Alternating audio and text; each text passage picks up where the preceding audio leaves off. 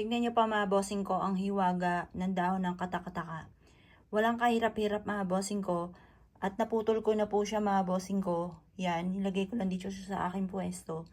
Walang kahirap-hirap ay sinisibulan po siya mga bossing ko ng pinakaanak po niya. Tignan niyo pa mga bossing yan, may ugat na po yan. Pwede na natin siyang itanim mga bossing ko. Ganyan lang, o kahit ilatag nyo lang siyang ganyan sa lupa, sisibol at sisibol po yan at dadami po siya ng dadami. Alam niyo po ba mga bossing ko na ang katakataka ay isa sa mga pinaka maswerte, lalo-lalo na kung narinig niyo po ito sa pag-aaral, iipit niyo ang katakataka sa inyong libro kung saan ang pinakamahirap na subject na nahihirapan ka or kaya ang inyong anak ay nahihirapan, iipit nyo itong katakataka at ito po ay tutulungan ang inyo pong anak or kayo po para kayo po ay maging matalino sa subject na nahihirapan ka. Makapagtaka ka kung paano mangyari po yun, di ba? Ngayon pa mga bossing ko, bukod po dyan, ito po ay napakaswerte pagdating sa usapin ng pera. Kung ikaw po ay lagi na lamang walang pera, gamitan nyo po ito ng dahon ng katakataka at ikaw po ay lagi namang iaadya nito kung saan lagi naman ikaw ay suswertihin. Magtataka ka dahil tignan nyo po mga bossing ko, iyan po ay walang katapusan ng pagsibol dyan mga bossing. Bukod po dyan mga bossing ko sa dahon na ito, lalagpak po yan, kagaya po nito, at yan po mga bossing ko ay dadami na ng dadami.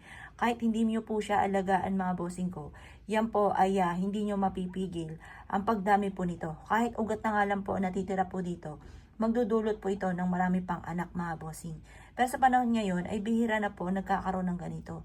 Kaya once meron kang ganyan, alagaan nyo po siya at padamihin. Kagaya ko po mga bossing ko, okay nagpadami nito at totoo namang napakaswerte. Maraming benepisyon dulot mga bossing. Ngayon pa mga bossing ko, ang gawin nyo lamang, ilagay nyo po ito sa malapit sa kaha or sa lagay ng kaperahan po ninyo at tutulungan ka nito upang sa ganon, ang pera po ninyo ay hindi mauubos bukod sa inyong pagiging masipag at matyaga. Kayo mismo ay maa-amaze sa dami ng mga blessing na darating sa buhay ninyo matapos po na i-welcome ninyo ang katakataka sa loob ng inyong tahanan or ng inyong pong bakuran at gawin nyo po itong pampaswerte kagaya na ating mga nabanggit.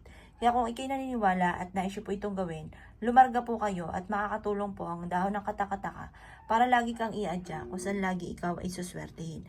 Magpapadami yan ng blessing mga bossing. Nakita niyo po ba ito? Ma-amaze ka dahil kagaya nitong aking pinapakitang ito, kahit ito po mga bossing ko ay pinutol ko na sa mismo puno, siya po mga bossing ko sinisibulan pa rin at lumaki pa rin siya ng sobra.